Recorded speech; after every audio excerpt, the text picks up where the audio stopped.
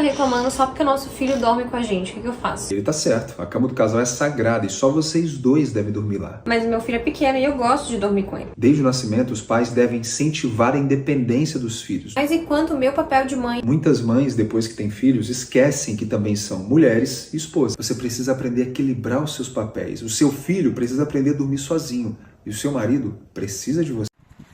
I think this is one of the better examples of what I mean when I say textbook culture, conditioning. People have been conditioned to rely on the textbook so much, and in this process they've been completely disconnected from their intuition, to the point that you cannot listen to all of the instincts inside of you screaming about how they do not agree with what the textbook says. Textbooks which are oftentimes written with insufficient, incomplete, obsolete information, flawed logic, flawed observations, and they're oftentimes proven to be wrong in time. If I gave you a textbook on psychology from 1950, would you believe everything which it said without any question? Probably not.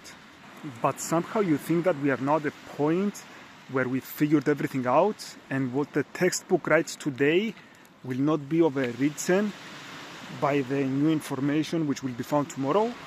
But why is this happening? Why are people becoming like this? Conditioned to rely on the textbook so much. You've been conditioned by this culture to mistrust your intuition and to think that any of your emotions are misplaced. But why?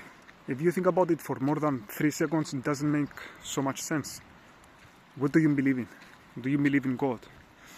Do you believe that God has misplaced this intuition in both you and the child for both of you to want to sleep with each other? Or do you believe in evolution and natural selection? Do you believe that millions of years of evolution has misplaced this intuition for you to want to sleep with your child and for your child to want to sleep with you? This culture of short-sightedness has already decreed that if you sleep with your child, you're going to create a dependent adult. But then they are not to think what might happen if you do not sleep with your child and let it cry and sleep alone in an empty, dark room, all by itself. I understand that a lot of times it seems to be the safer choice to go with the opinion of the experts.